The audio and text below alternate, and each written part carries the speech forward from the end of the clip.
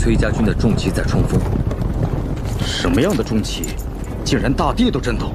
那是崔家军能号称定胜军的底牌，没有什么可以阻挡得了崔家军的重骑。不论是什么人，不论是什么阵法，在崔家军的重骑面前，都会被踏平的。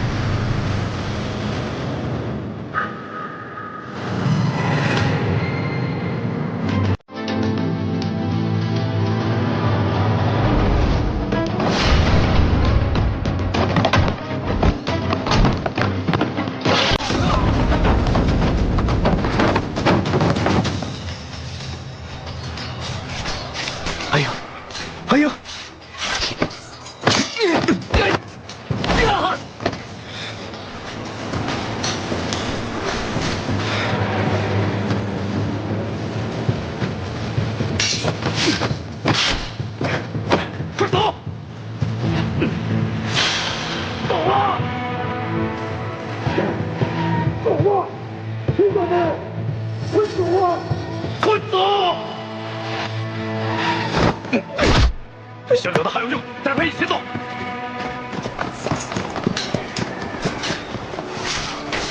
哎呀，哎呀，哎呀，哎呀！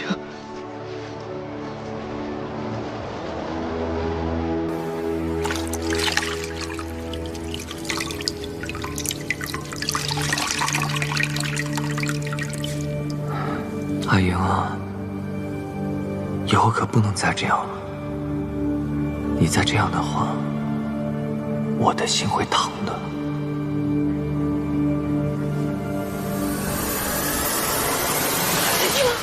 虎子，虎子，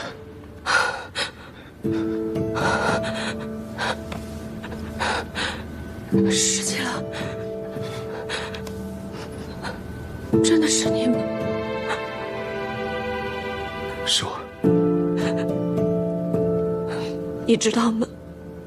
有一天，我好不容易逃出来，看见你，结果发现那是梦，不是真的。现在我是真的，不信你看，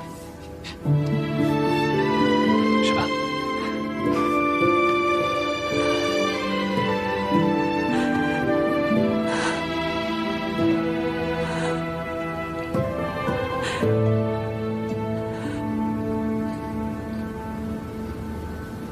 我们把这个方圆100里啊，能找到的牛，通通都给拉过来了，在这个牛肚子上啊绑上树皮。你们不知道啊，这牛冲起来的时候啊，地动山摇，那别院里的人啊，一看还真以为是崔家军的重骑，吓得一个个啊都大喊：“定胜军的重骑来了！”哎，那场面真是壮观带劲儿。那你这伤是怎么回事？哎呀，你就甭提了，啊！当我骑着这牛冲过去的时候啊，这接受人是慌乱了一阵子，可一看啊，这不是重骑，哎，这就来劲了。这打着打着呀，我就看着这个阿树要跑，我就去追，这一不小心，这不就受伤了吗？你就吹吧你，你那叫受了点伤吗？我跟你们说啊，鲍大哥这回伤的可重了，你这以后1年半载的可不许跟人动武了，否则你内脏破损了，到时候大老沈家都救不了了。哎，这不让我打架，可比那个不让我喝酒更难。哎，那酒也是不能喝的，你就只能吃点花生米了。多吃点花生米，多吃点花生米。哎，我说耳朵啊，你赶紧把人家桃子姑娘娶回家吧，免得她这一天管东管西的，我可受不了。哎，就是。哎，你这就说的不对了，这怎么桃子姑娘嫁给耳朵了，就不能管东管西啦？哎，不是，对，你没明白鲍大哥那意思。桃子姑娘嫁给耳朵之后啊，那天天就是管耳朵了，没工夫管咱们呀。是啊，桃子姑娘仗义，到时候就算嫁人了，我们受伤了，能不管咱吗？别！哎呀，天灵灵地灵灵，我可不想受伤啊！桃子姑娘，我永远不用你管啊！我们都不会让桃子姑娘操心，桃子姑娘最应该操心的是要和长儿生几个娃，对不对？对，没错。别管桃子姑娘生几个，生一窝。你别那么不行，他们都是乱说的，你别生气。陈韩畅，拜见太子妃殿下。韩将军免礼。如今我已经是清修之人，从前的称谓，以后就不要再提了。是。快请坐吧。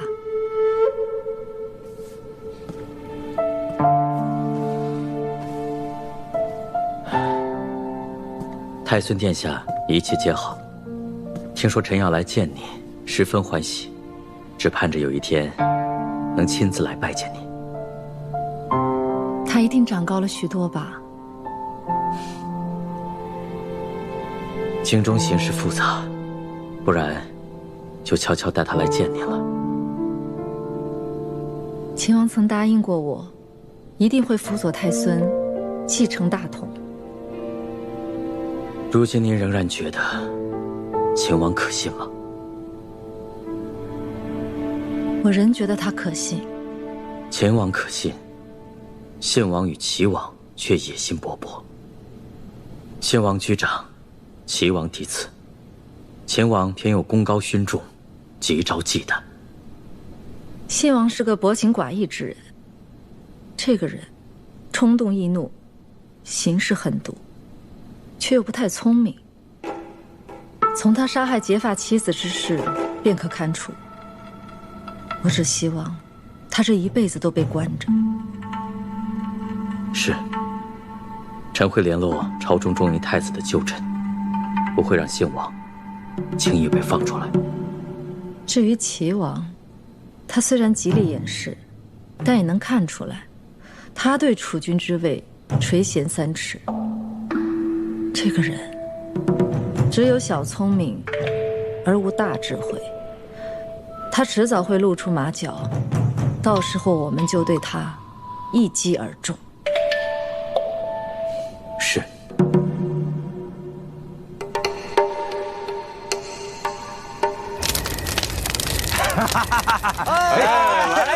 崔小姐，来尝尝我们镇西居的烤黄羊。谢谢。我尝尝。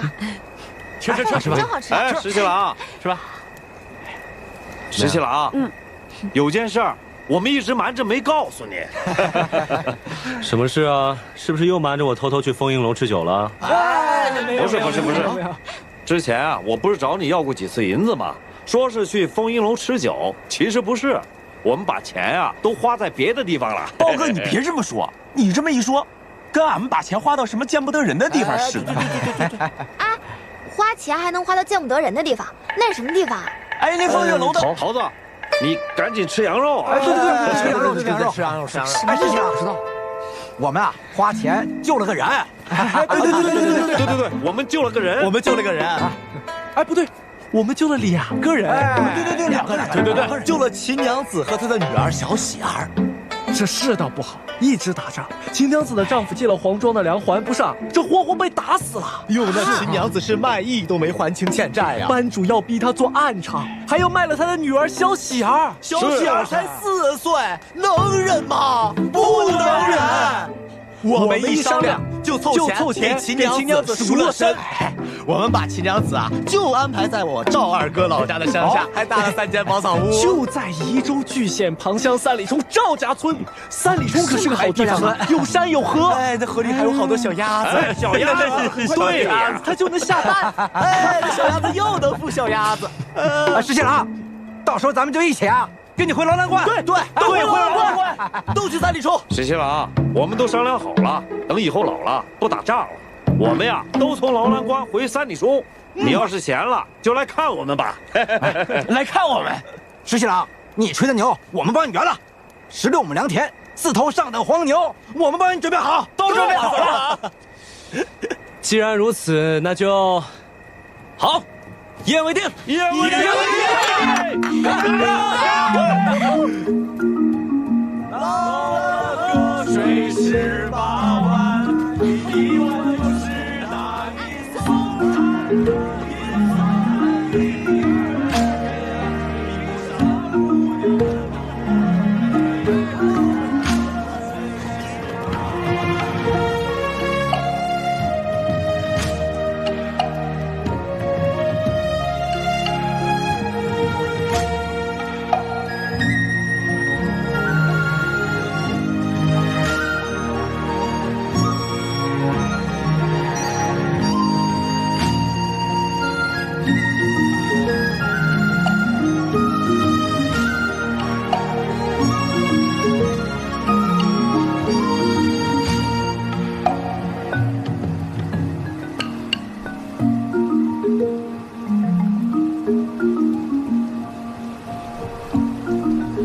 瀛州苦寒，萤火虫特别少，每逢秋夕能遇到1只，都稀罕得不得了。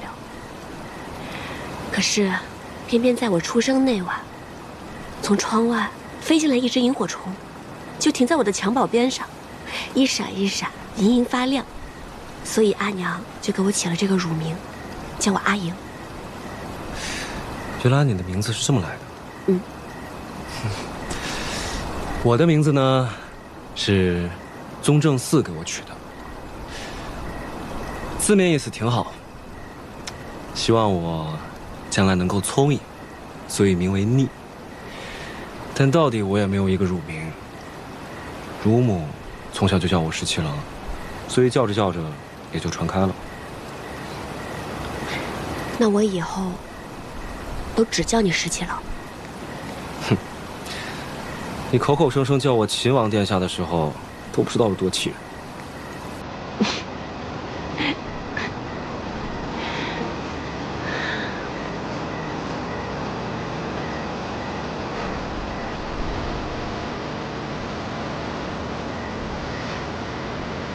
小的时候啊，阿爹知道我喜欢萤火虫，就总是跟我说：“阿莹，我给你捉1只萤火虫，你就答应我一件事情好不好？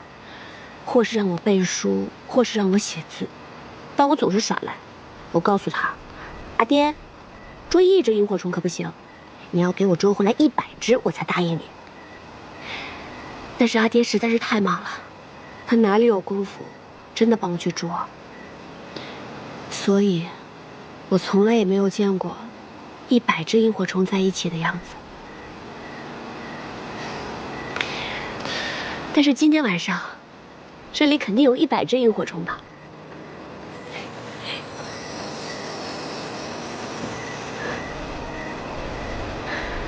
师生，嗯。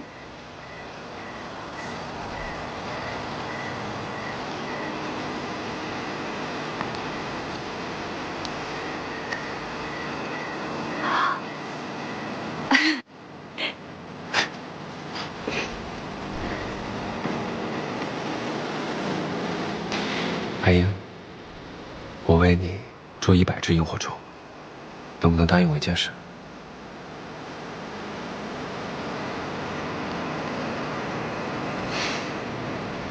我不会答应的。就算你捉1000只、10000只萤火虫给我，我都不会答应。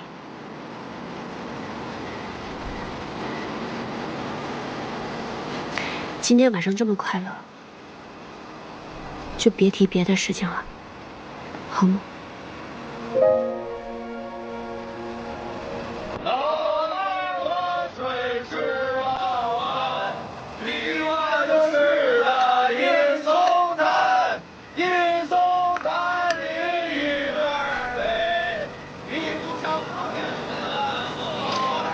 摇篮河水18弯。这首歌真好听。是啊。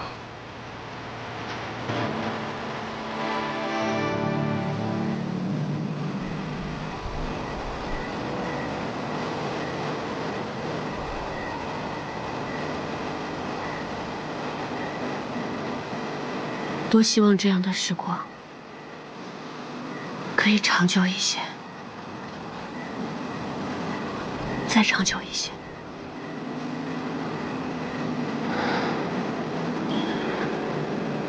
海洋，其实我……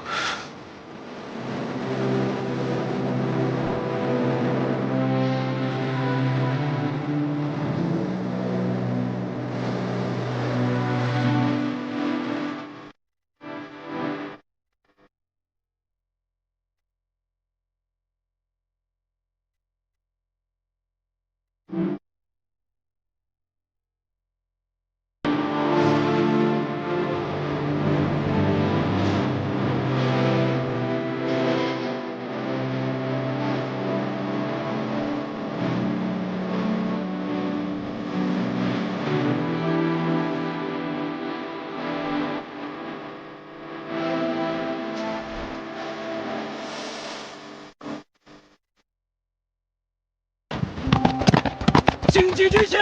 紧急执行！接硕攻破了白水关，白水关是哪儿？陛下，白水关是连州的紧要之地，是我朝至北最要紧的门户。白水关之后是燕州、涿州，无险可守，只能据盲河抗敌。接硕的铁骑甚至可以直入朔州腹地了。陛下，这白水关是如何失守的？那可是据守接硕的重要关隘啊！平凉大将军崔乙本该有重兵在那儿驻守。据急报，白水关的守将就是被崔乙的养子柳成风劝降，投降了接硕。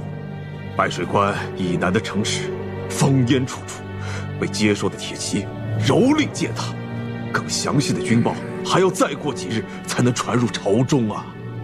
臣听闻早先几日，那崔乙亲自领兵离开洛阳，一路向北。崔乙此举意欲何为啊？既然破白水关的是他的养子，那崔乙倘若早就跟接硕勾结，那现在恐怕山河危殆呀！秦王呢？用不着他的时候，成天惦记着打仗。现在他到哪儿去了？啊！这个逆子，他就是想气死朕。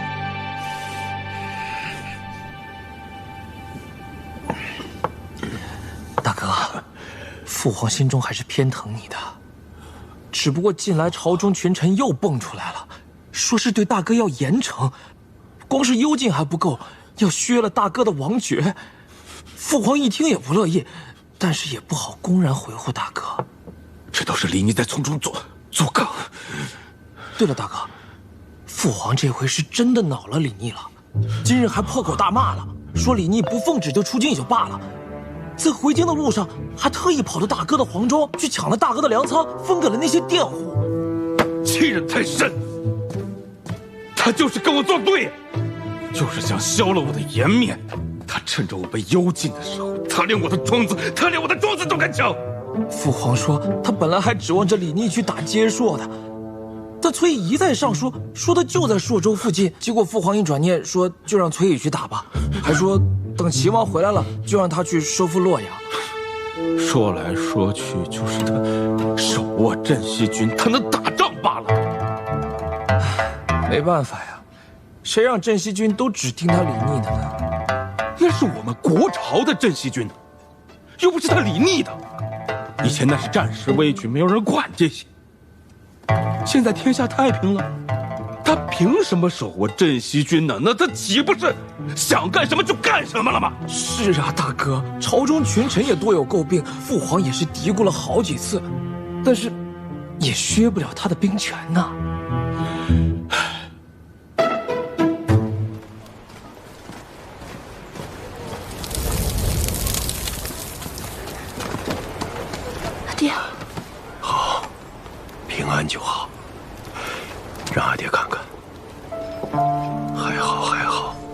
只是受了些，没受伤。阿爹也瘦了，还憔悴了，肯定是日夜行军，还担心我。接到桃子飞鸽传书，说秦王已经把你救了出来。说实话，那一夜，阿爹才敢闭上眼睛睡着。这一路上，阿爹真是心急如焚。让阿爹担心了。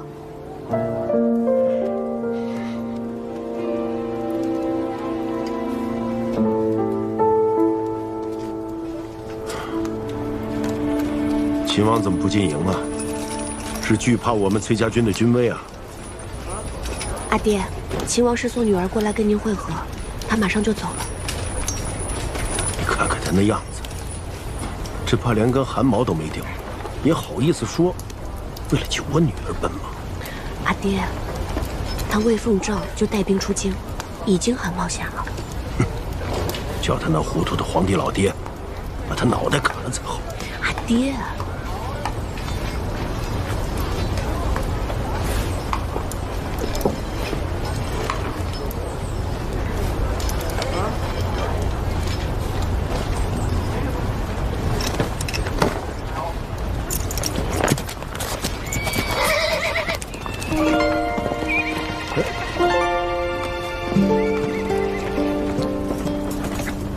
真的就这么走了？人家救了你啊，你都不去冲冲啊？阿爹，您刚才还说呢，让人家糊涂老爹把他脑袋砍了才好。那是一码事归一码事啊，人家还救了你的命，你怎么不去送送啊？算了，没什么好送的。我就说，哎呀，他们李家个个都是糊涂蛋。阿爹，您现在到底向着谁啊？哎呀，真是无可救药，无可救药。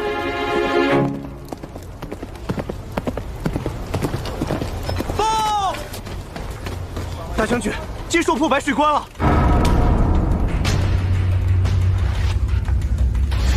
父皇，您可都记住了，尤其是关于崔乙和白水关的那些话，一定要驳斥秦王，让他无法替崔乙说情才是啊。放心吧，就这么2句话，朕还是能记住的。那儿臣先告退。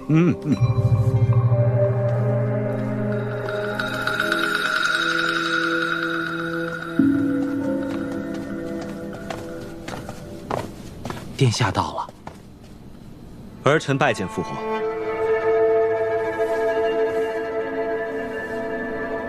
哼，你还知道回来啊？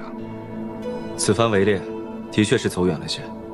你口口声声围猎，怎么会围到你大哥的庄子上去了？而且把你大哥庄子上的粮食都给抢了？儿臣正想问父皇，为何在朝中与百官言道，想要解除信王的禁足，这才幽禁没有多久便要放出来，如此徇私枉法，天下如何看待？别在这指手画脚，跟那些文官一个腔调，口口声声徇私枉法，到底我是皇帝还是你是皇帝呀？父皇不应该说这种话。别在这里教训朕。儿臣不敢。不敢？你敢的事可多了。哼！崔乙带兵离开了东都，听说他女儿刚刚回到了洛阳，带着不多的人留守。你既然回来了，就领着镇西军去收复洛阳吧。父皇，崔乙在北上迎击接受，父皇却命我去攻洛阳。若崔乙知道后方如此，父皇难道就不怕动摇他的军心吗？洛阳是朝廷的东都，崔乙厚颜无耻占据已久，难道不应该攻其不备，趁机收复吗？你不知道是怎么想的，成天惦记着打仗，现在让你去打仗，却又抗旨。父皇，崔乙在前线抗战，我们不能乱他后方。哼！白水关到底是怎么丢的？军报上写得清清楚楚。崔乙的儿子跑去劝降，守城之将念及旧情，不忍杀他。他倒好，带着结硕的死士，把守将给杀了。哎呀，崔姨养出这样的儿子，通敌卖国，朝中的群臣纷纷都说要治他的罪。那是顾相劝我，让崔姨将功赎罪。父皇，崔姨与他的养子柳承风早就一刀两断，只因柳承风勾结结硕，崔家与结硕有不共戴天的血仇。父皇就算怀疑谁，都不应该怀疑崔家。秦王，你真是让朕太失望了。那么朕现在问你，领镇西军收复东都，你遵旨还是不遵旨？儿臣不遵旨。儿臣请旨，回劳兰关戍边。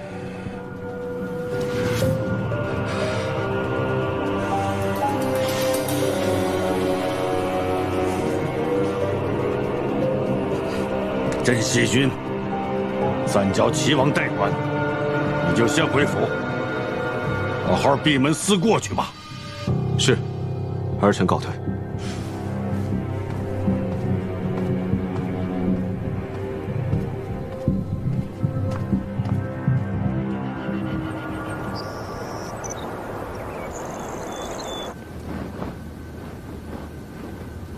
石七郎，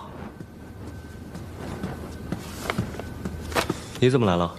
哎呀，别提了，今天在朝中，陛下将镇西军交给齐王代管，齐王命我和父亲即刻出京，父亲前往灵州，我前往毕州。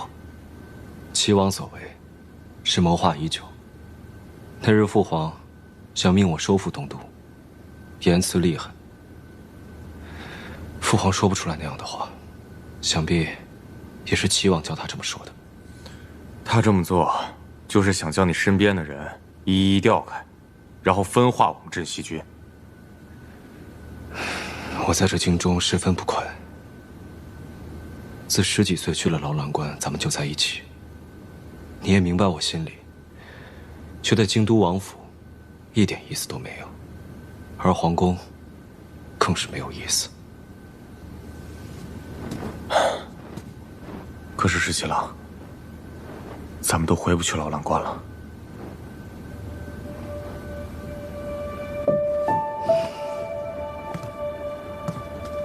阿莹一心想让我明白，信王、齐王非可信之人，说天下不应该有这样的君主。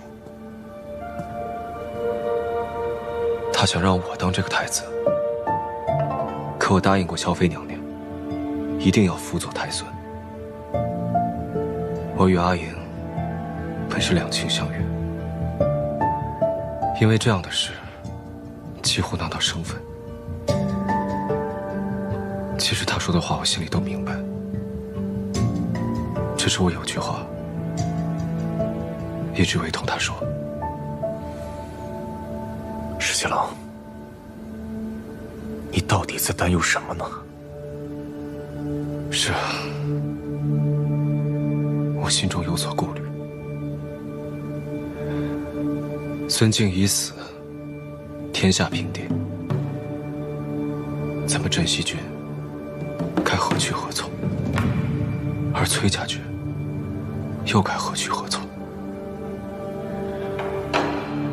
如果我当了太子，朝中会容忍太子妃手握崔家军吗？如果我当了太子，崔毅也不会把手中的崔家军交给我。那日，父皇命我收复东都，被我拒绝了。他一气之下，才将镇西军交给齐王，是因为我不想与阿莹兵戎相见。但一旦我成为了主君，就不得不由我亲自去打压崔家军了。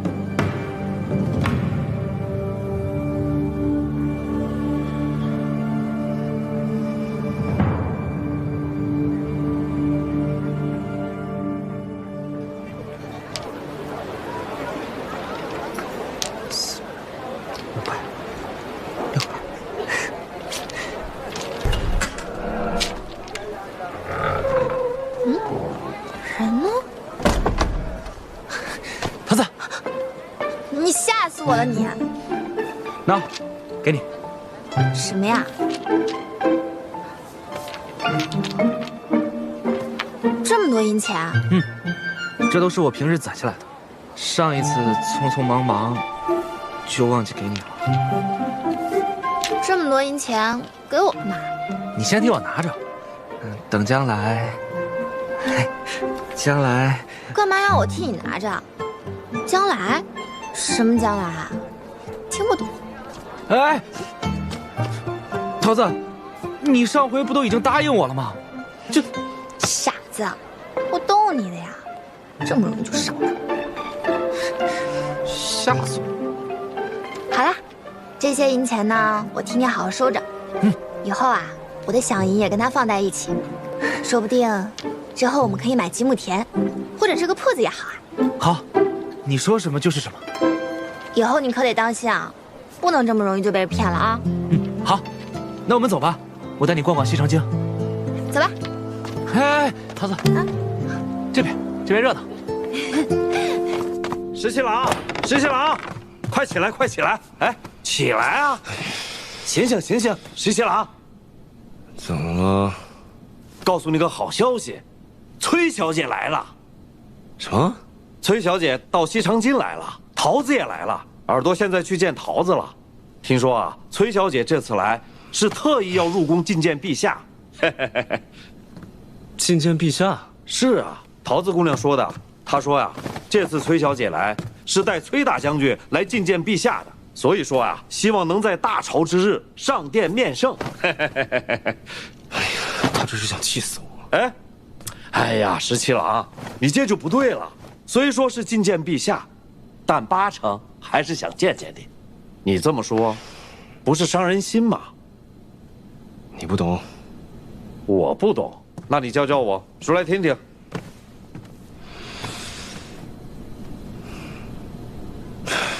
朝中忌惮崔家，议论纷纷，都像是煮沸的油锅子，但凡沾点水星子都得炸。他还来火上浇油。再说了，他说代表崔大将军觐见陛下，匪夷所思。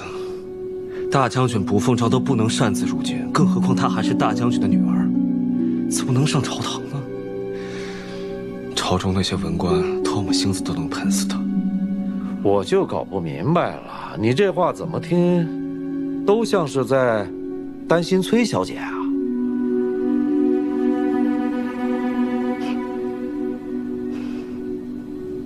他主意大着呢，我为什么要担心他？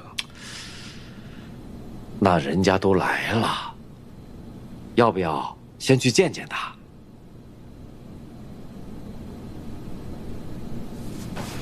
不见。哎，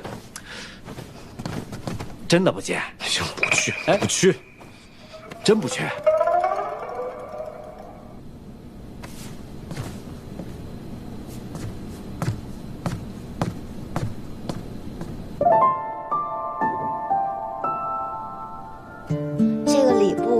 吵嚷这么些天，什么结果都没吵出来，真不知道什么时候你才能去觐见陛下。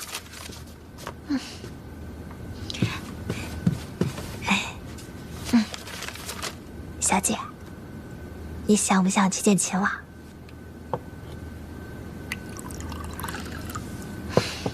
这个秦王也真是的，你都已经来了几天了，他都不说过来看看你。上回他还巴巴的去救你呢，后来还把你送回来大将军呢。我当时还想，这个人对我们家小姐还真是挺好的。这才几天啊，怎么突然又像陌路人一样了？你去见过谢长耳了？当然见过啦。那他都跟你说些什么呀？也没说些什么。不是什么要紧的话，那估计秦王也没什么要紧的话要跟我说，所以就不见了。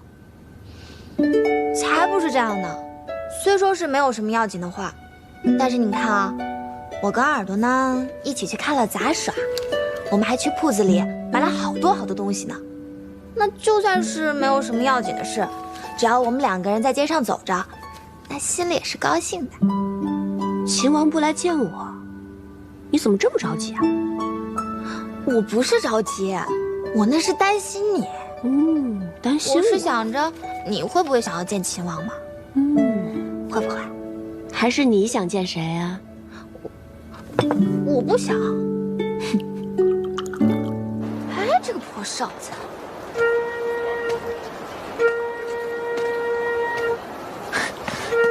桃子，这么久才来，慢死了。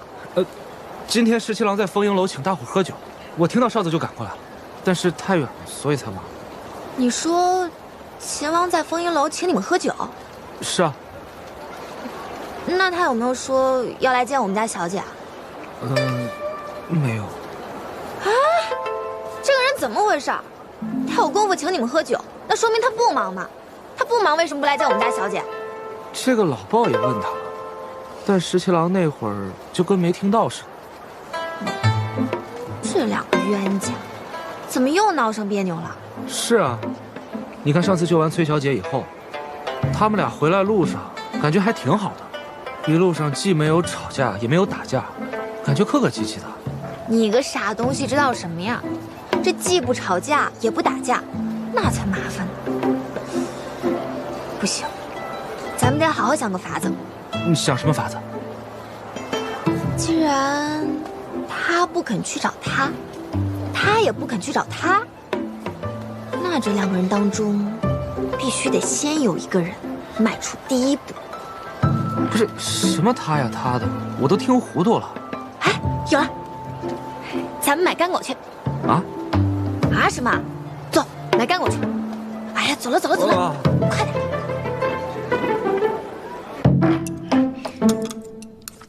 早听说丰英楼是京都最好的酒楼，果真名不虚传。菜好吃，酒也好喝。酒味好酒，可惜豹哥他现在不能喝酒了。包大哥呢？刚说方便一下，难道调茅厕去了？人家说方便就是去茅厕嘛，你为什么说调茅厕去？这方便，不去茅厕，难道还能去别墅啊？那当然了。这样，咱们打个赌，比划拳，谁要赢了就喝酒，谁要输了就去找老鲍，看他是不是真掉那儿。来，玩一把，我先来。兄弟好啊，三星照啊，五魁首啊，六六顺啊，五魁首啊，七个手啊，七只草啊，兄弟好啊，六六顺啊，五魁首啊，八匹马啊！哎，我赢了。十七郎，你猜隔壁眼前是谁呀？啊，我来，再来，我猜。兄弟好呀，七魁首啊，你就不想知道吗？啊，三星照啊，大哥输了。哎，十七郎，你就不想去看看？行，反正我跟你说了啊，你不去是你的事儿。哎，大哥，来，打个样，来，咱俩来，我先来。兄弟好啊，三星正啊，六魁首啊，兄弟好啊。哎，桃子，你买这么多干果，你是要做什么？小姐喜欢吃这个，我打算用这个干果感动她。哎，老鲍，桃子可是千叮咛万嘱咐，你这1年半载不能喝酒，放下。不喝就不喝嘛。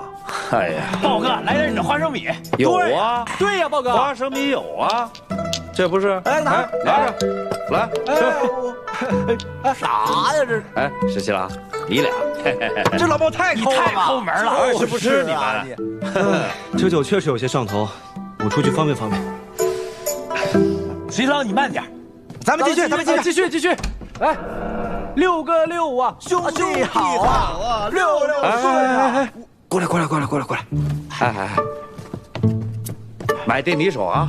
咱们就赌，十七郎去还是不去啊？下注吧！我觉得呀，他肯定去。好，压10文，去10文啊！还有谁？我全压，他不去，他必须去。好，20文，20文不去。好，不去，一言为定，愿赌服输。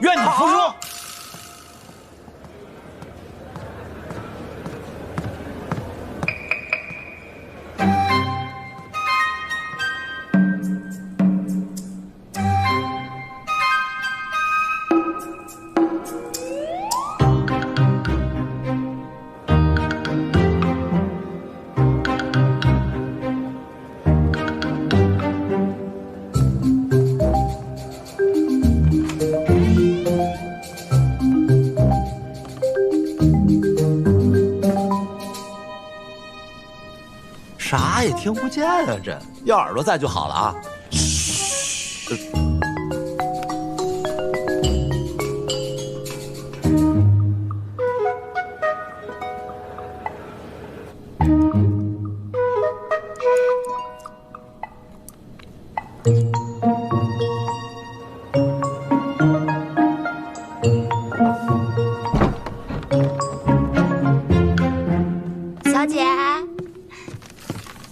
小姐，秦王特意买了你爱吃的干果，让我拿过来的，是吗？是啊。小姐，你可是不知道，这个干果要排很久的队才能买到的。拿来我尝尝。哎，回来了，回来了！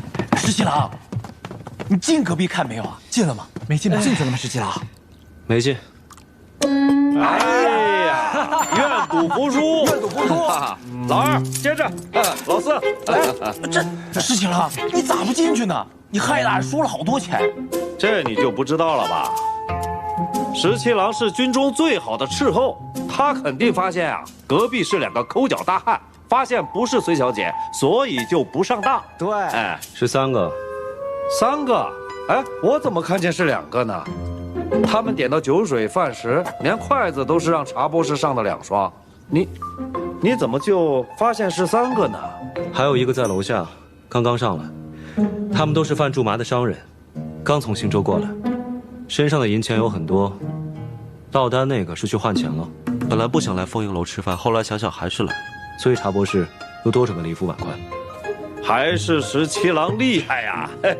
佩服佩服！我就说嘛，石七郎虽然没进去，但他肯定会把隔壁是什么人、什么身份弄得清清楚楚。你们还不服气，偏要跟我赌，输了吧？给钱！给钱！哈哈，这是我的。我又不输了10文。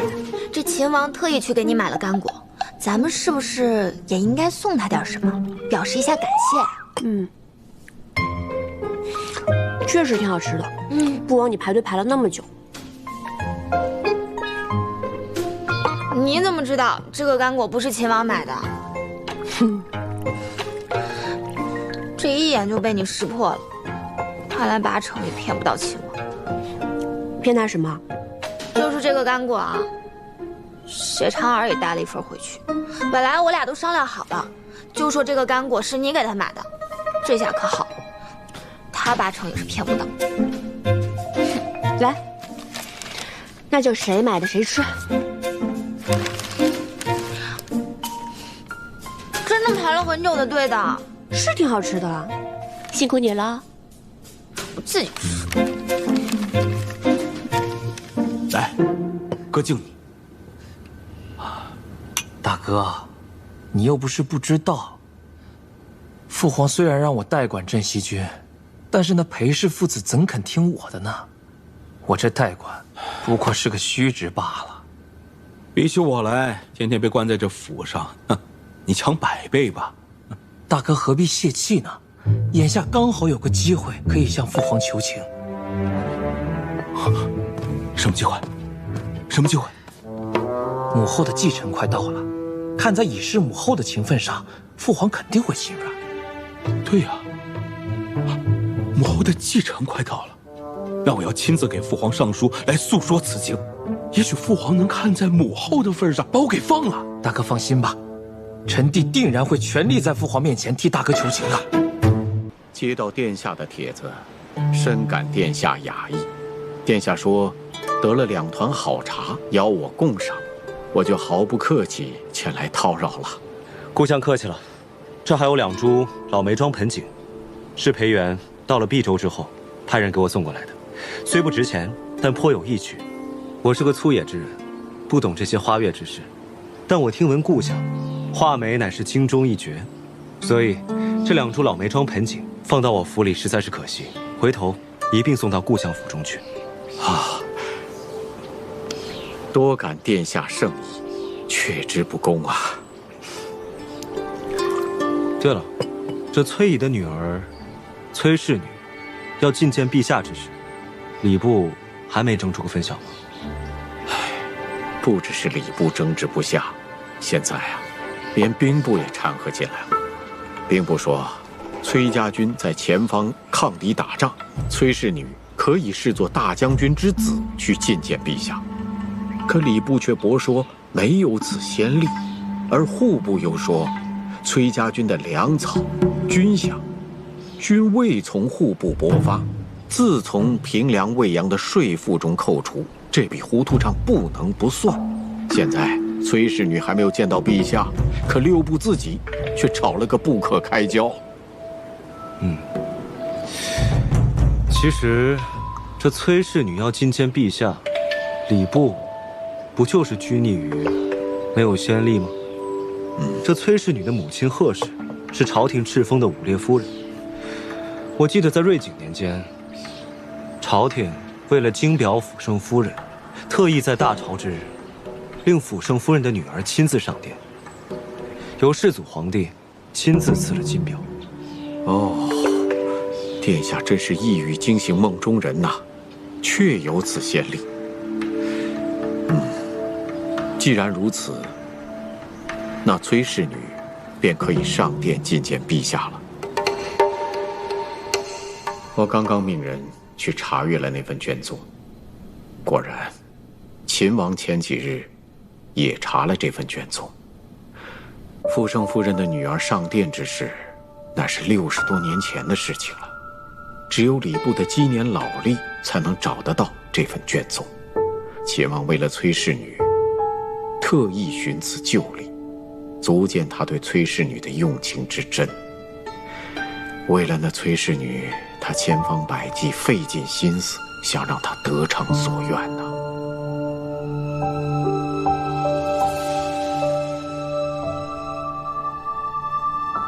婉儿，你是个聪明的孩子。倘若你的对手是崔氏女，为父觉得你颇可一试。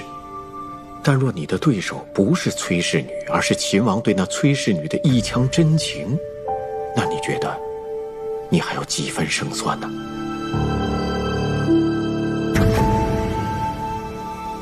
是都不是，就自认失败，那便不配当父亲的女儿了。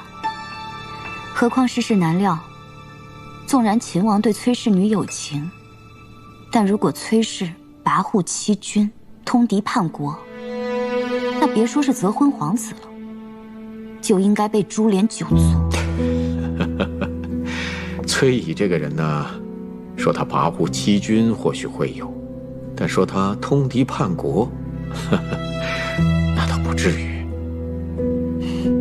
父亲，开国左武卫大将军樊国公柴洪被指通敌叛国，最后被问斩街市。就连堂堂开国大将军樊国公都被指通敌叛国，那崔乙怎么就不可能呢？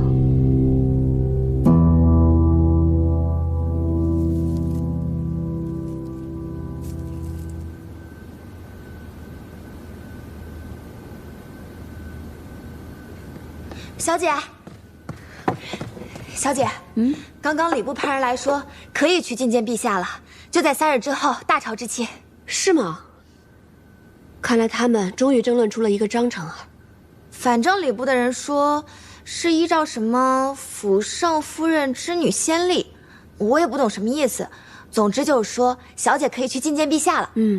这还真比我想的快一些。不过我是听说，是顾相亲自去了一趟礼部，翻找了大概60多年前的先例，所以礼部才这么快同意你去觐见的。60多年前的旧例啊，也难为他能找到了。看来顾相为了平息朝中争议，也真是辛苦用心了。哦，对了，小姐，我听耳朵跟我说，秦王前些日子也去了好几趟礼部，说是为了什么边关的事情去查了好几天的卷宗。哎呀，你也知道，那些卷宗啊，都多少年没人碰过了，他们翻找了几天，弄得灰头土脸的。我看秦王这个人啊，真是挺没意思的。人家顾相都知道去为了我们翻找先例，他呢，只顾自己的事，对你也不闻不问的。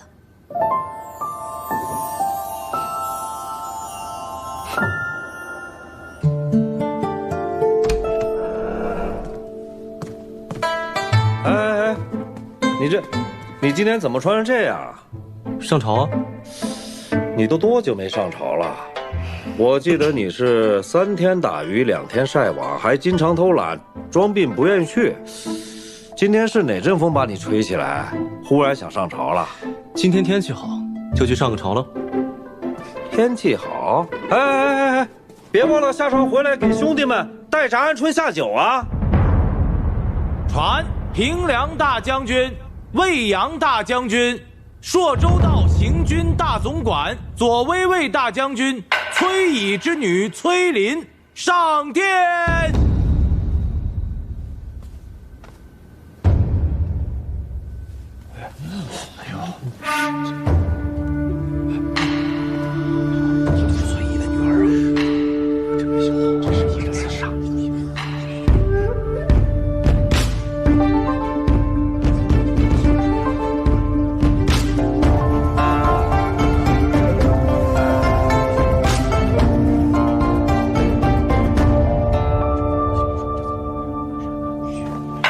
臣女崔琳参见陛下。免。谢陛下。既然你说你要代替你的父亲，非要上殿见朕，有什么事儿就说吧。崔琳代父觐见，是为东都洛阳，于孙敬叛乱之时，由崔家军暂为代管。如今天下平静，陛下欲急垂拱之志，故崔家军即刻退出洛阳，将东都洛阳归还于朝中。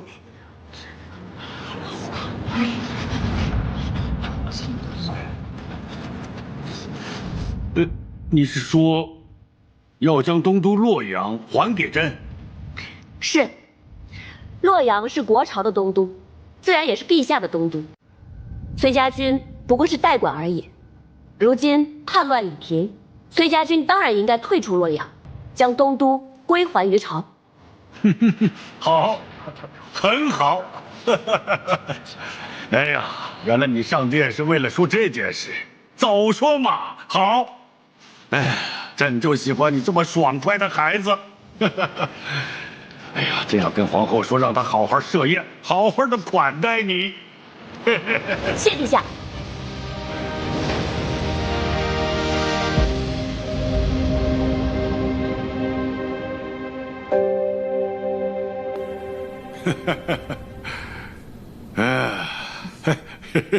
皇后啊，今天这个崔琳穿着盔甲走上大殿的时候，朕心里就在想，这个崔乙如此的无礼，他教出的女儿也不会好到哪儿去。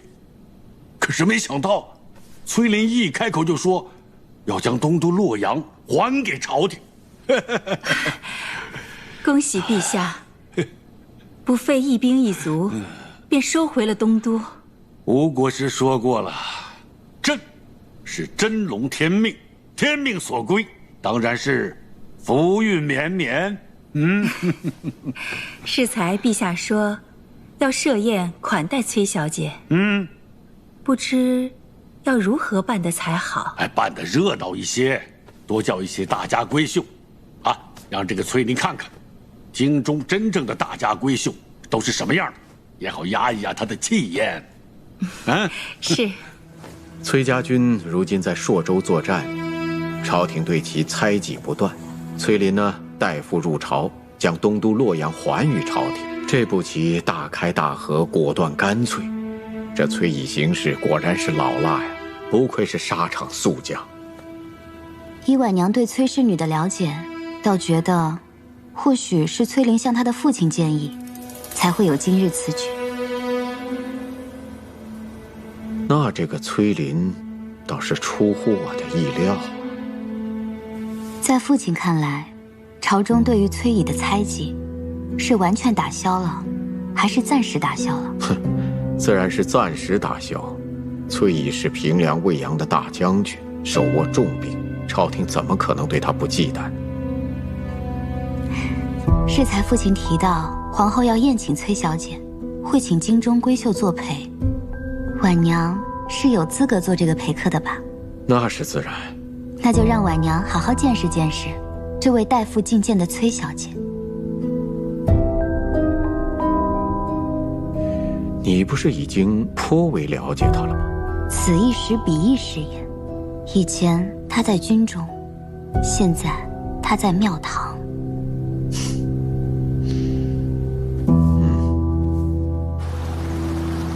父皇，今日一见这位崔小姐，没想到长得还挺好看的，尤其是身着一身铠甲，别有一番风姿。这几天啊，父皇一直在想啊，虽然这个崔宇把东都洛阳还给了朕，但是长此以往，难免他会动歪心思，所以啊，还是得好好的笼络他。崔乙只有一个女儿，你若是娶了他女儿，岂不是名正言顺的把崔家军的军权要过来？父皇明鉴，此事可行。这2天皇后要设宴款待崔林，本来我让皇后就叫上几个大家闺秀，热闹热闹就完事儿了。可现在看来啊，你和公主们，还有李逆，都一起赴宴。他们呢都是陪客，你要好好看看崔林，看一看你到底想不想娶她，别委屈了自己，啊！多谢父皇。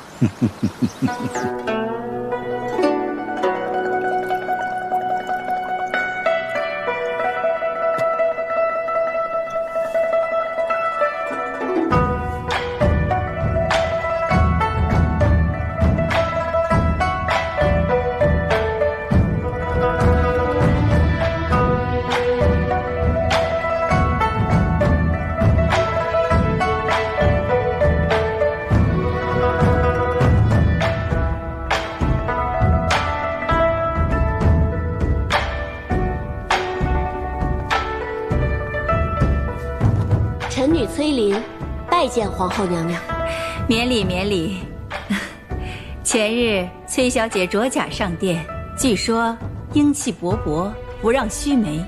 我正想着，今日大约能见着一位女将军，没想到今日崔小姐做闺阁女儿装扮，却又这般仪态万方，窈窕动人。皇后娘娘过誉了。不必拘束，快入座吧。谢娘娘。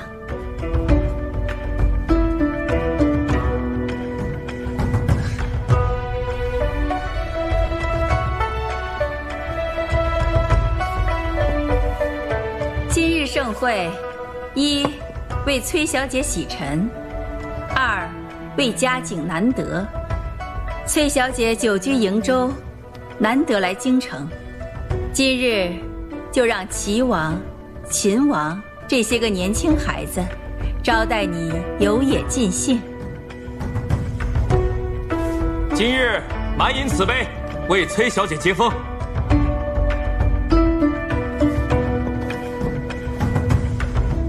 多谢皇后娘娘，多谢齐王殿下。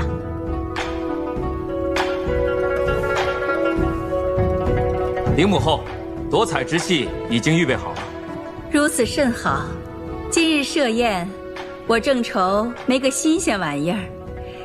齐王特意从南边寻了个新鲜的杂耍班子，就让崔小姐和今日的诸位客人们都一起瞧个热闹。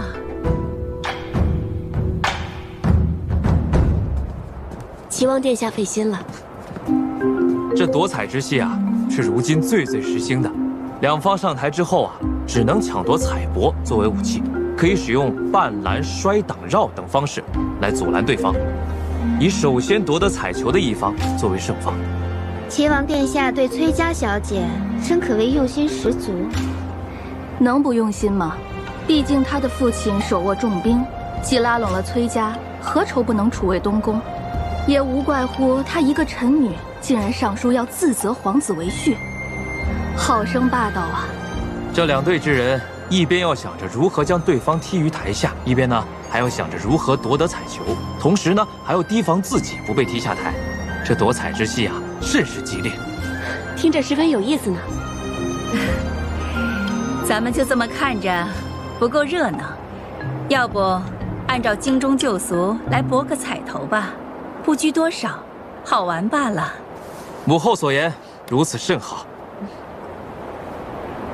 崔小姐远来是客，就请崔小姐博个头彩吧。是。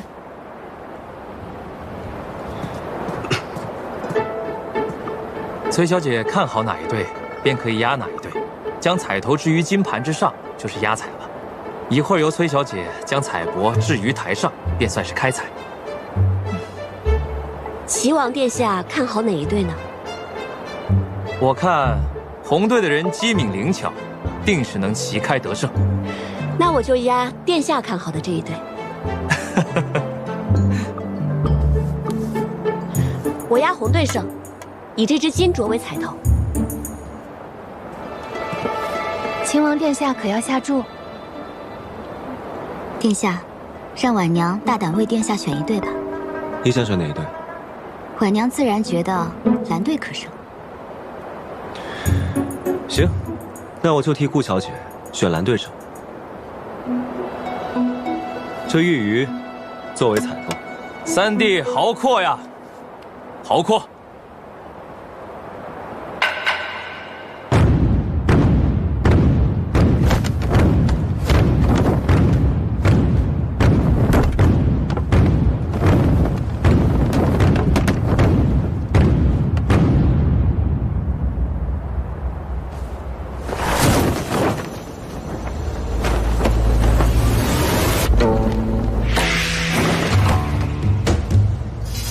崔小姐，敬请观赏吧。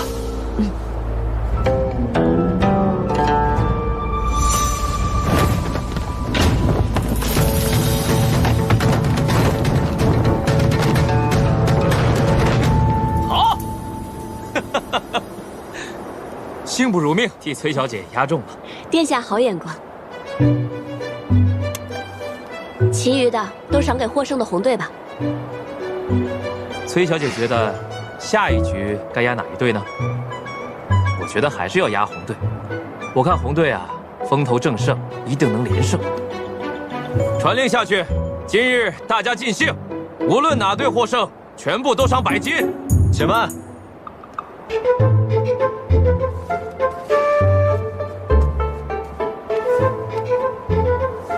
这次我要亲自上场。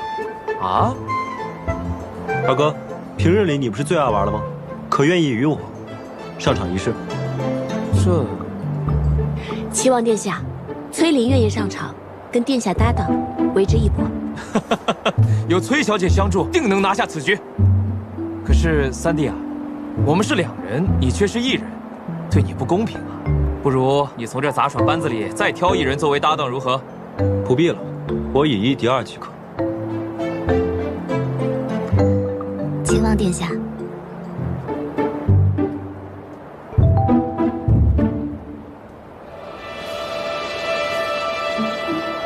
殿下若不嫌弃婉娘身手笨拙，婉娘愿与殿下搭档上场。顾小姐，这夺彩之戏颇为危险。殿下不必多虑，婉娘明白的。好，那你便同我一起。既如此有幸，从内堂取一对龙凤钗来，为你们添做彩头，待我亲自为你们开彩。谢母后。哎，你说，我们开一家这样的点心铺子怎么样？我就提了那么一嘴，你还真打算上了？当然了，你说的每一句话我都牢牢记在心里。其实呢，开一家这样的点心铺子，不失为一个好想法。而且啊，我看街上那些卖小玩意儿的店铺，生意也很是红火呢。哦，还有那些胭脂水粉铺子，很多小姐夫人都很喜欢。好，你喜欢什么我们就开什么。傻样。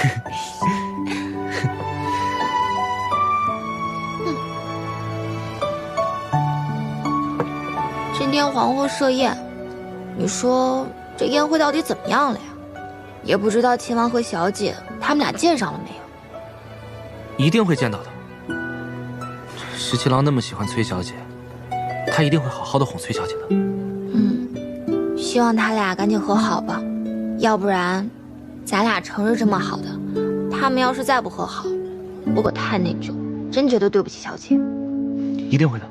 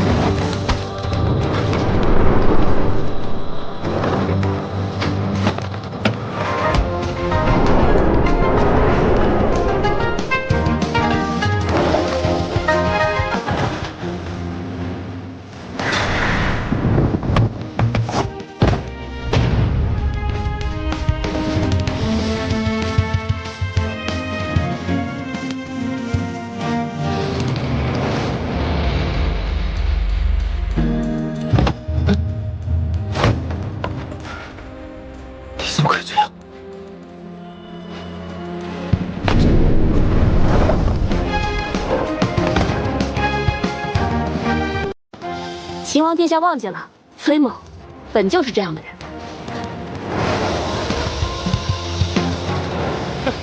好，好，崔小姐，巾帼英雄。今日崔小姐，真让我等大开眼界。崔小姐不愧是上过战场的人，如此夺彩之戏，也精妙纷呈。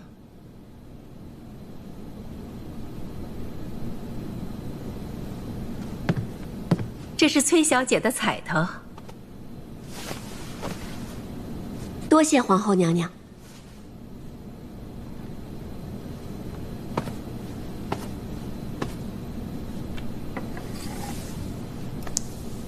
这对龙凤钗不愧是内省重工，细巧非常。皇后娘娘，您赠我的这对龙凤钗，我可以转赠给他人吗？既然是你的彩头，自然任你处置。谢娘娘。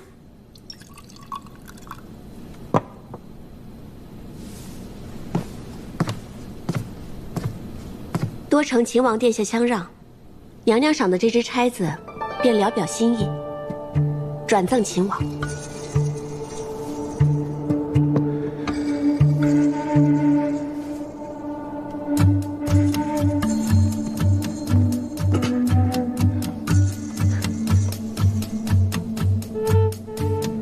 齐王殿下、秦王殿下皆是男子，而我也是素来征战沙场惯了，唯有顾小姐素处闺阁，今日却自告奋勇上台，虽然不慎受伤，却没有一声叫痛。那这只凤钗便转赠给顾小姐，以慰你今日之勇。多谢崔小姐。都是娘娘的赏赐，我不过是借花献佛罢了。秦王殿下当与顾小姐一起，谢过皇后娘娘恩典。理应如此。谢母后。谢皇后娘娘。不需多礼，你们都入座吧。是。好孩子，你快过来。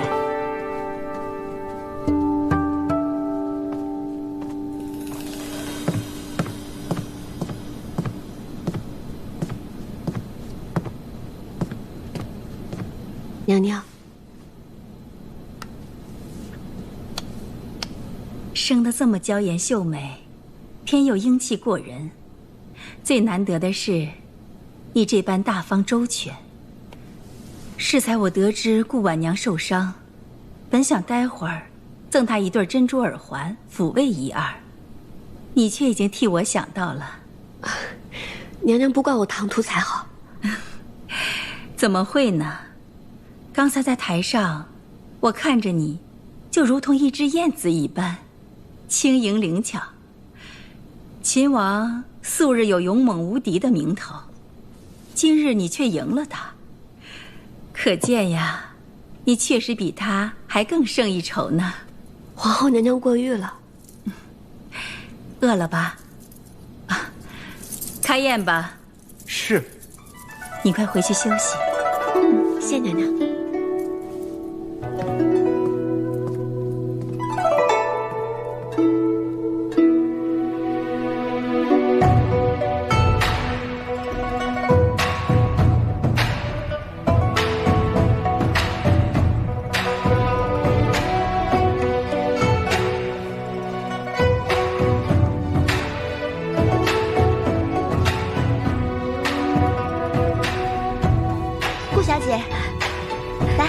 一杯。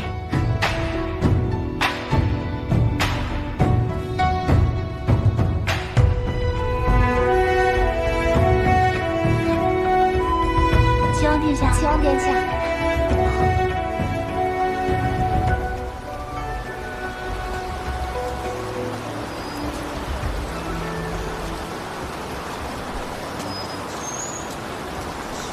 碧波万顷，秋高云淡。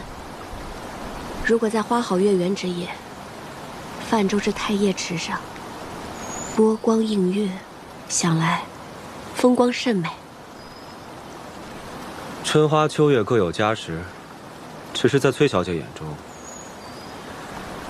，4时美景，皆不如一展胸中宏图来的有趣吧。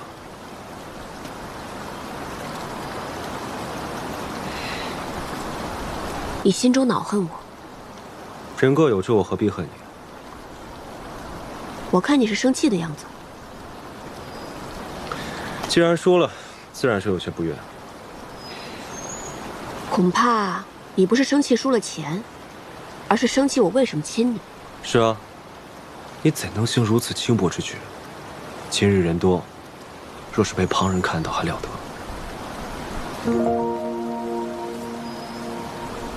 那你会不会告诉别人？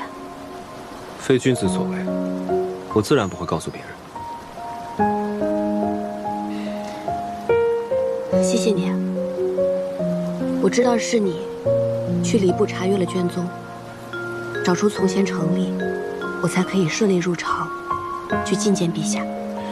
你不必谢我，安抚大将军，为君分忧，本就是我该做的。 秦王殿下一本正经的样子，崔某还真是自惭形秽呢。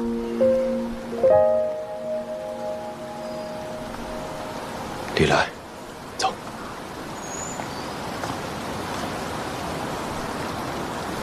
怪啊，这内侍明明说是往太液池这边来的，怎么没瞧见人影？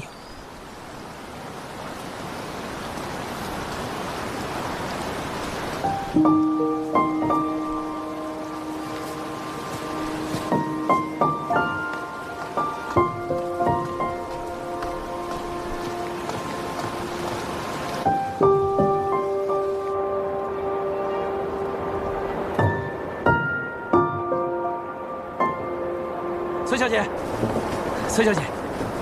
哦，齐王殿下。此宴结束之后，我也要出宫去，正好送送崔小姐。那就有劳殿下了。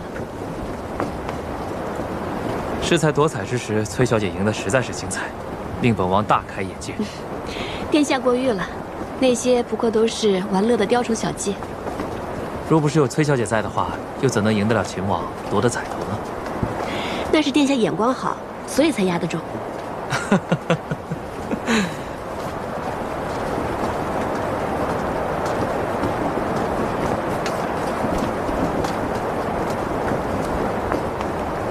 那不是崔小姐吗？殿下，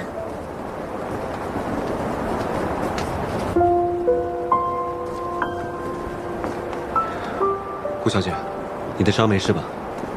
我府中有伤药，用了之后不留疤，回头让人给你送一些。多谢殿下。客气了。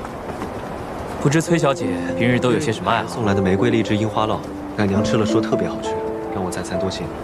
既然奶娘喜欢，下回我请她去店铺里多吃。素闻秋日里骑马驰骋乐游园十分的畅快，我看明日必定是个好天气，不如明日我陪崔小姐去趟乐游园吧。啊，殿下客气了，只是明日我要去慈恩寺还愿。那我陪你去慈恩寺。殿下，殿下，齐王殿下，陛下传你。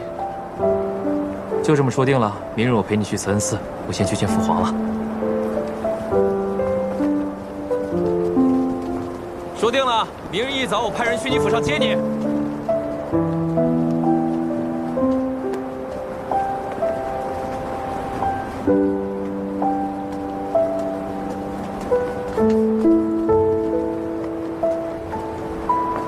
这位崔小姐真是太厉害了，居然把洛阳还给了朝廷。确实，东都与西长京近在咫尺。如今这个局面，他崔家若是再占着洛阳，恐怕只有百害而无一益呀。这难道不是那位崔大将军的主意？我认为，恐怕是崔林的主张。他入朝上殿，归还东都，那么，则皇子为婿之事，他恐怕80%能够称心如意呀。那这位崔小姐是想做太子妃？太子妃，人人都会觉得太子难为。可是谁有关心过太子妃的处境呢？再聪慧的人，到了东宫中，也得敛起羽翼，收起锋芒。这位崔姑娘，本性率真，她又是一个这么洒脱的人，若真的做了太子妃，那就太可惜了。娘娘，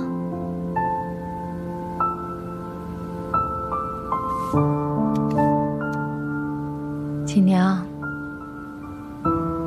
我是从娘家把你带进宫的。从前我是一个多么任性的人，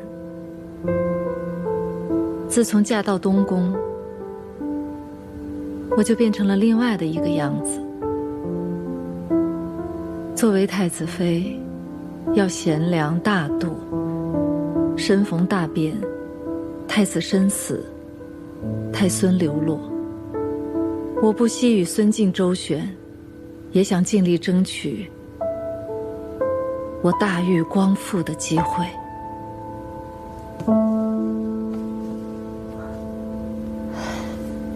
娘娘心里苦，奴婢都知道。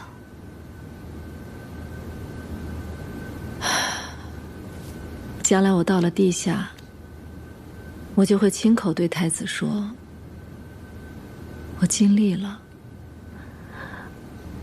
我尽了一个做太子妃应尽的责任，甚至是背上千古骂名，我都不会顾忌。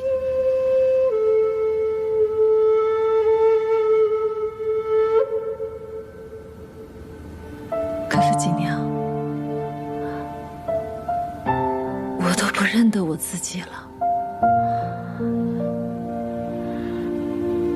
史书上写到我，也就是寥寥的一句话，也许会骂我不真。可是我做了那么多，我到底是谁，我都不知道了。娘娘，您哭一场吧，好好的哭一场。不，自从我做了太子妃，我就告诉我自己，不能再软弱和流泪了。我不能忘，我曾是大玉王朝的太子妃。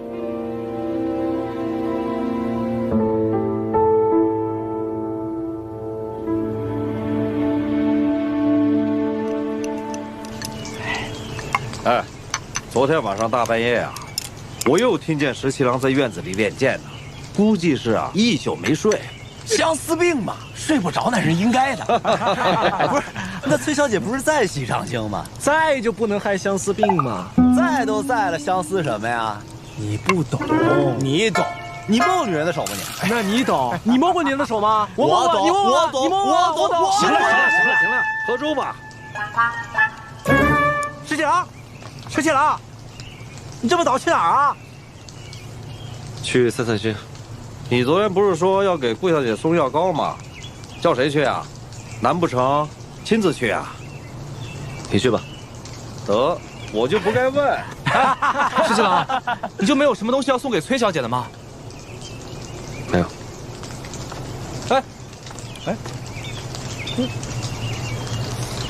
为什么他给顾小姐送东西，却不送东西给崔小姐呢？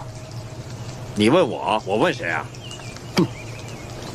你不懂。来，过来吃点儿。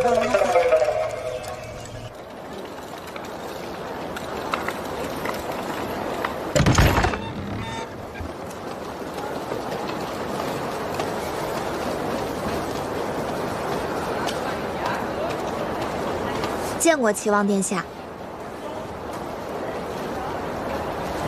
你家小姐呢？我跟她约好了同游慈恩寺的。我们家小姐一大早就出门去了，她昨晚特意摘香补了吉时，说得卯正3刻出门才好，还特意说不许带任何人去，这样才显得心诚，连我都不许跟去呢。不过小姐特意嘱咐我，让我在府中等着齐王殿下，跟殿下说声十分抱歉，让您白跑一趟了。无妨，我去慈恩寺找她去。殿下慢走。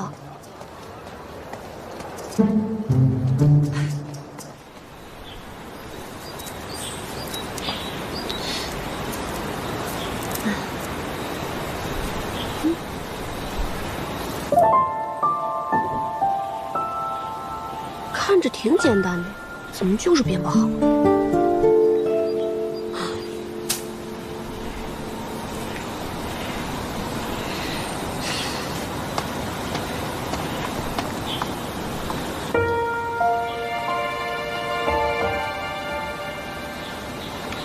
你怎么来这儿了？本想着出来走走，结果走到这儿，大概是不由自主吧。没想到在这里遇到你。我并不想去什么慈恩寺。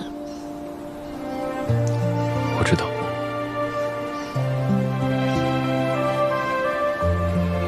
既然遇上了，石七郎，你能不能答应我，好好陪上我一天？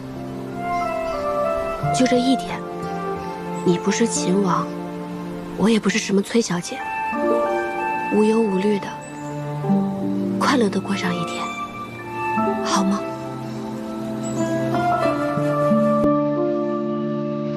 好，我答应你。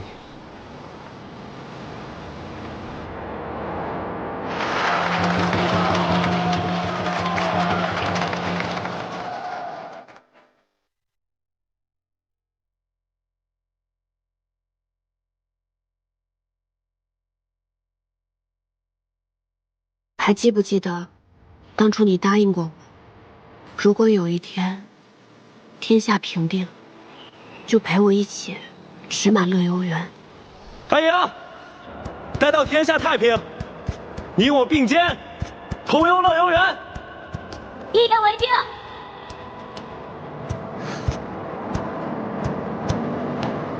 说过的话，许过的愿，或许都兑现不了。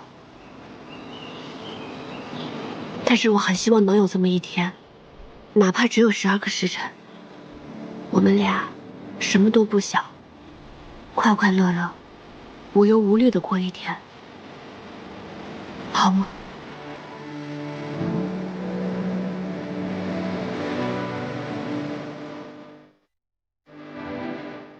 好，我答应。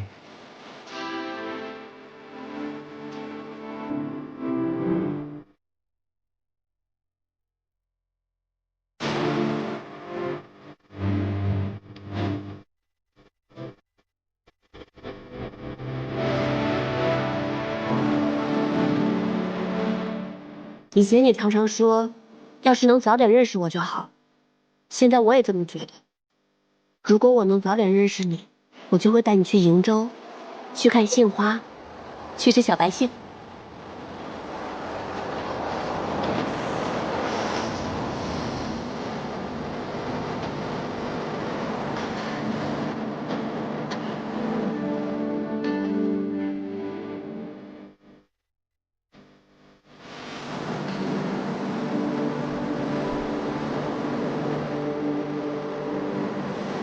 不要说这些了，我们先开开心心过好今天，好不好？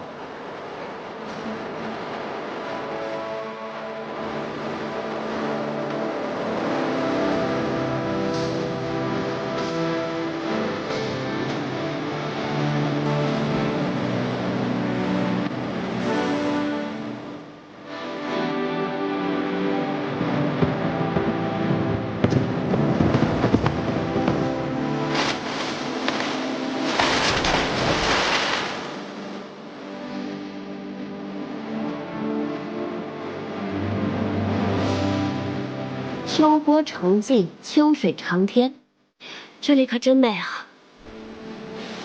这让我想起了在劳兰关的时候，每到秋天，老包就会在河边打黄羊，然后每天都烤羊肉吃。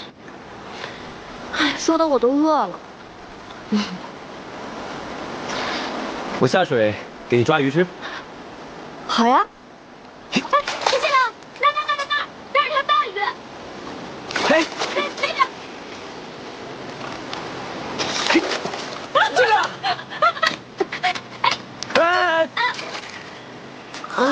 哎，没想到我们阿莹文能下笔千言，武能上阵杀敌，居然连条鱼都对付不了。没想到我们石七郎忙活了半天，好不容易抓条鱼，也没有好好的送到我手上。再来。哎，你后面，后面。前面，快点。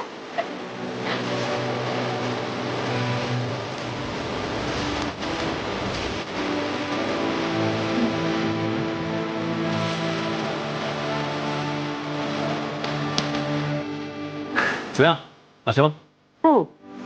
石七郎连烤的鱼都这么好吃，真是不世之才。你这么一夸我，我就心惊胆战，我总觉得哪里又上当了。我这不是在夸你，我是在自夸呢。自夸？你看啊，我喜欢的石七郎是如此惊才绝艳，那我是不是眼光绝佳？是不是很厉害呢？你在我心里一直最好，也最厉害。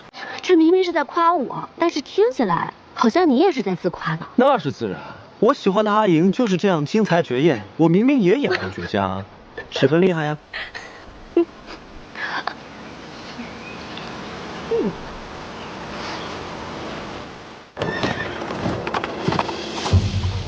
白将军，今日交战时抓到个接硕方工部的首领，自称知道柳成风的下落，想以此换取活命。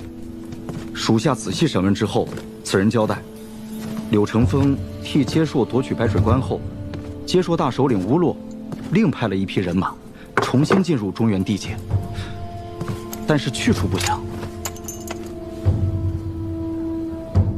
吴洛是一个狠辣狡猾的人，最会物尽其用。他既然下了如此本钱，又派人出来，跟着柳成风潜入中原，必有谋划。好好查问一下那个方工部的首领，再仔细查一下那些接说人的下落。是。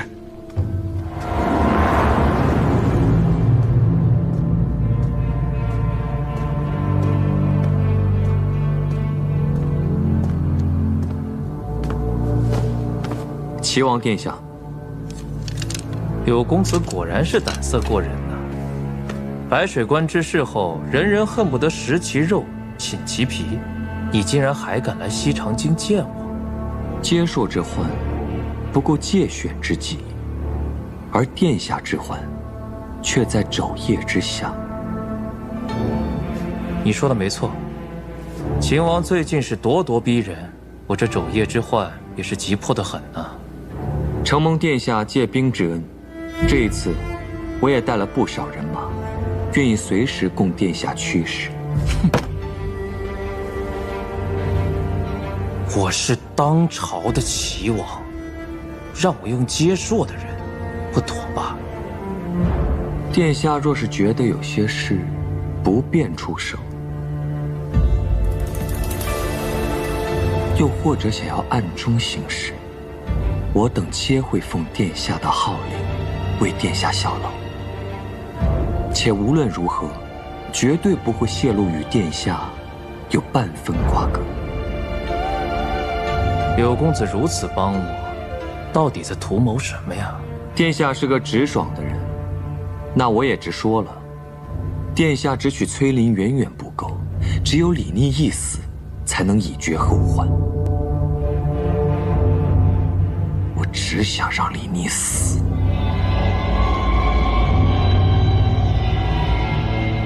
我这三弟果然是得罪了不少人呐。殿下放心，秦王仇家众多，定会将年不永。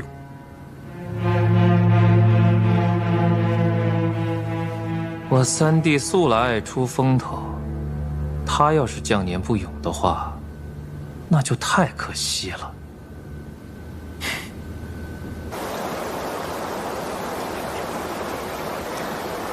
这一天过得可真快啊！小的时候，总是觉得岁月很长，但是长大以后，才发现，原来高兴的时光，总是过得这么快。你今天高兴吗？今天，应该是我有生以来最高兴的一天。我也是。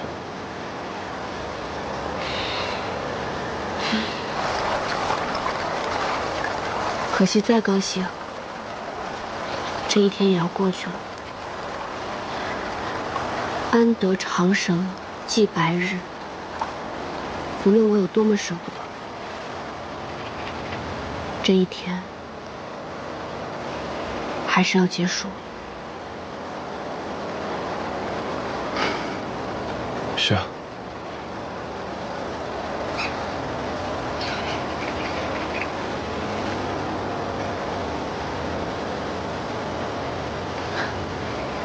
石七郎，如果有一天我做了让你特别生气的事情，你是不是就不再喜欢我，心里就没有我了？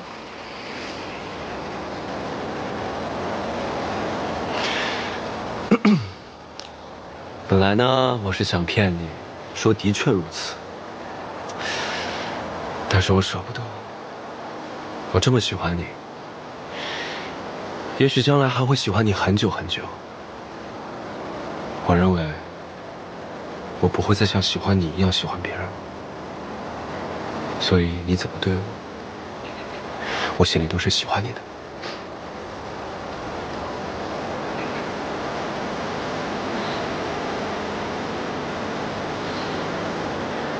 我也知道，容忍之量是有底线的。我们再打一个赌，好不好？赌什么？你闭上眼睛，数到10。如果你一直没有睁开眼睛，就是你赢了。那以后，如果我们俩为敌，我会先让你3次。可若你睁开了眼睛，那如果以后你我为敌，你要让我3次，好不好？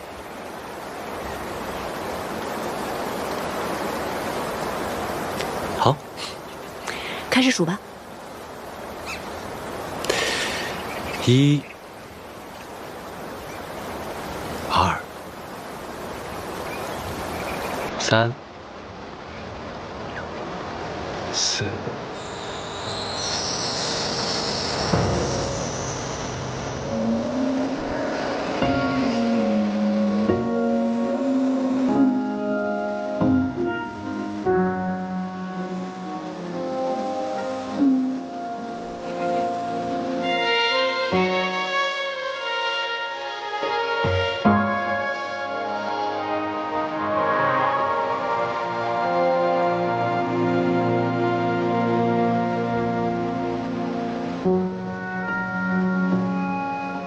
我输了。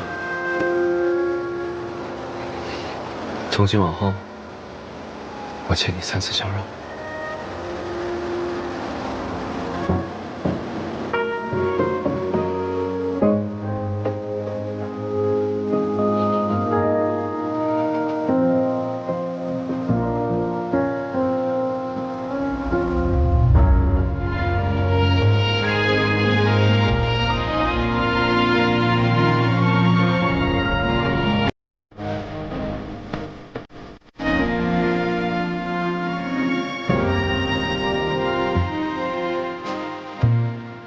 阿姨，此后岁月长，照顾好自己，保重。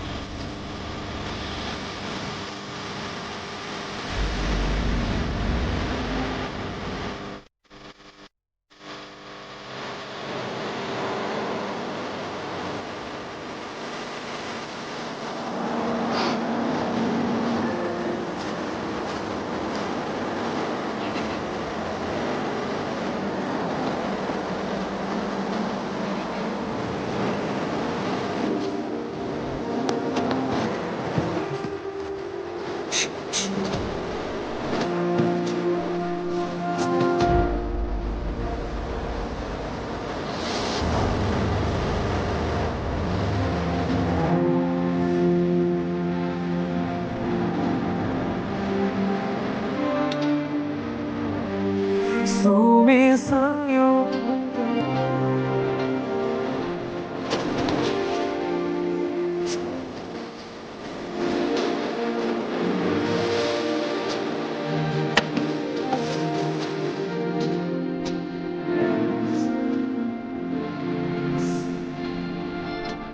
一个人多孤单啊！你们2个就是应该在一起啊！